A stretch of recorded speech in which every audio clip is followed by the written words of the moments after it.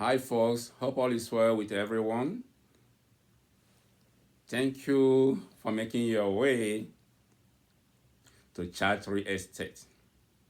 Okay, thank you for coming over. We appreciate your effort in locating our channel, where we rub minds on issues concerning real estate trajectory. And without delays, let's jump into our today's chat, which is about whether we are likely to witness a real estate bubble burst in 2025. The three impactful factors I need us to consider before arriving at any meaningful decision are tariff. What exactly is tariff and what impact would it have on the overall economy that may translate to a negative impact or negative effect on real estate market this year? Beginning with description of tariff. Oxford Dictionary simply states that a tariff is a type of tax imposed by the government on imported goods into a country. As we heard from news media that plans are on the way to impose 25% tariff on goods imported from Canada and Mexico, and a 10% tariff on goods imported from China. This act, if really executed, will have the potential to increase the cost of imported building materials, which will ultimately increase the cost of new homes and could potentially slow down the ability of real estate developers to supply enough new homes in the market, as high building costs could constitute a severe financial hindrance. So the overall impact of imposing high tariff is upward trend in the housing prices, which will discourage many from venturing into real estate at this moment. So before going any further into the next factor coming up that we need to consider is issue about inflation. Okay, but before stepping into that second factor, let's kind of try to understand what is going on here with the tariff agenda. Okay, the tariff that is being suggested by the President Trump administration, the fiscal policy. Okay, now if the tariff is being imposed, if they succeeded in imposing these tariffs to these major trade partners like Canada, Mexico, and China, if they succeed in imposing the tariff, so what the tariff will do is that it's gonna upshoot the cost of importation and the overall cost of building homes, the raw materials, all the building material that the developers need to develop new homes is gonna have an upward shoot.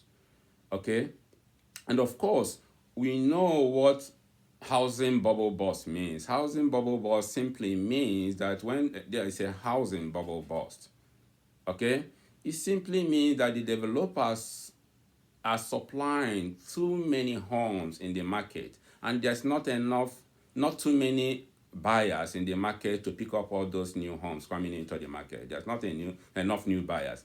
Why? There's an oversupply. Yeah, the developers are oversupplying homes, and there's not too many buyers picking up those homes because of probably adverse economic condition that put hindrance to the buyers to pick up those new homes coming into the market. And what's going to happen when the supply is much higher than the demand?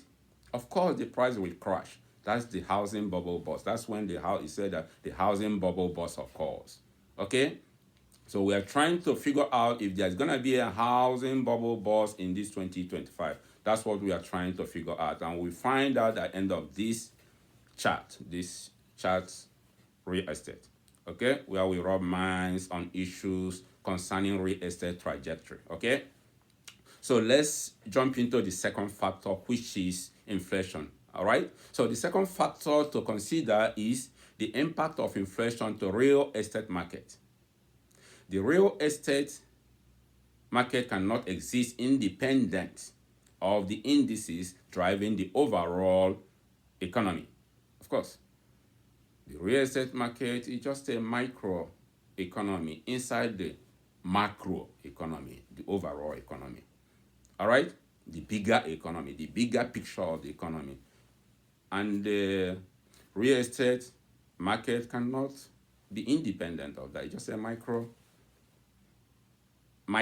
economy that is within the macro picture. So the headline inflation in 2025 is projected by experts to hover around 2.5 to 3.0%. Within 2025 towards the end. That's the projection by the experts. That is gonna the headline inflation, the overall inflation, whether core inflation or non-core inflation, is gonna be hovering around between 2.5 to 3%.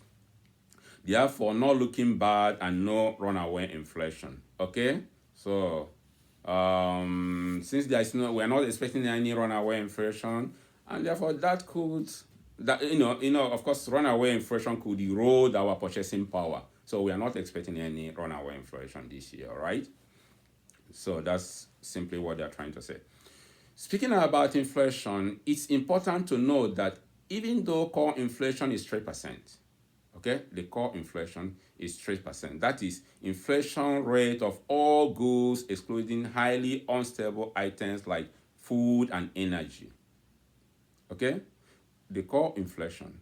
Let's try to understand the difference between the core inflation and non-core inflation. All right, the core inflation is the inflation rate of all the goods excluding minus volatile goods, like the food, groceries, and then energy. Those have a different rate for them because they are very volatile. They're not stable at all. Okay, so the core inflations are being the core inflation is being projected at 3%. Okay, the non-core inflation is still high at around 4%. That's non-core inflation rate of the foods, volatile products like the foods and energy, oil. However, the President Trump fiscal policy of drill, baby, drill, okay? That's drill, the campaign slogan of, the vice president back then. I will remember her name. I'm trying to remember her name. During the campaign, what she used, drill, baby, drill. Okay. The President Trump policy of drill, baby, drill, that is using Americans' abundant energy reserve to lower the non-core inflation, coupled with the Fed's monetary policy, could be a move in the right direction. The Fed's monetary policy, of course, we know the basic monetary policy that the Feds have is cutting down the interest rate. They either push it up or cut it down with some basis points that is best known to them. Of course, when I say Feds, you know what I mean by Feds? The Federal Reserve Bank, okay? That's the major tool they use in regulating interest rate. Is either they cut it with some basic point or lower the it with some basic points. Okay. And if the overall inflation could be under 3%, then this will take us to the next factor to consider in this chart, which is interest rates. Interest rates. As you may be aware, it is uncommon to conclude any chart on real estate trajectory without factoring in the mortgage interest rate. This is because it is the main foundation that holds real estate market. Yes, mortgage interest rate is the main foundation that holds real estate market. Okay, and if mortgage interest rate sneezes, real estate market catches cold. Of course, as simple as that. I personally refer to mortgage interest rate as a pace setter, the big elephant in the room in real estate market, because it determines the direction of real estate market at a given period.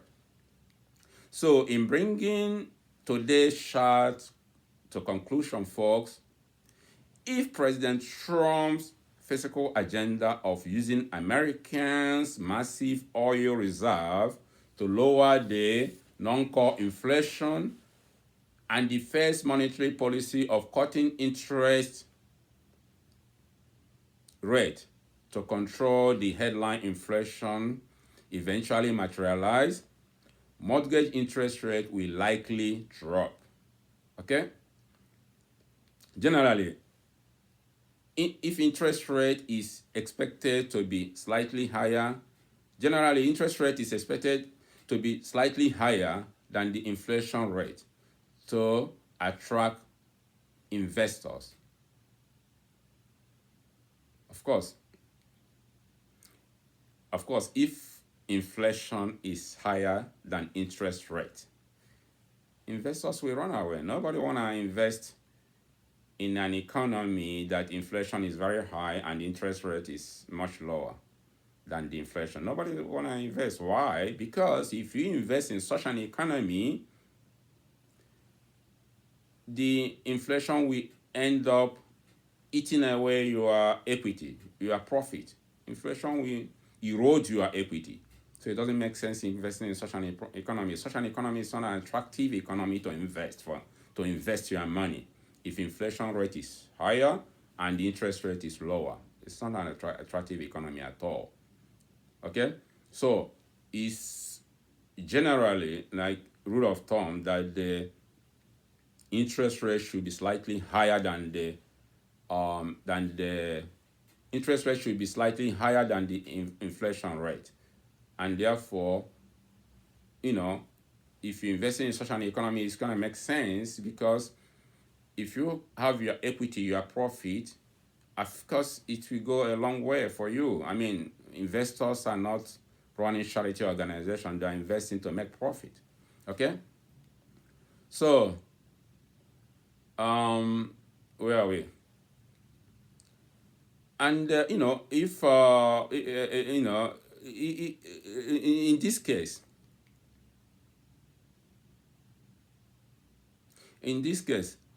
if interest rate is, as we said before, if interest rate is expected to be slightly higher than the inflation rate to attract investors, and that will, of course, effectively encourage new home buyers to start shopping for their new dream homes, of course. So, folks, in considering these economic indices, there is no clear indication that the real estate market is heading towards a bubble burst in this 2025. And I want to thank everybody. I want to thank you guys so much for your audience. We appreciate all of you.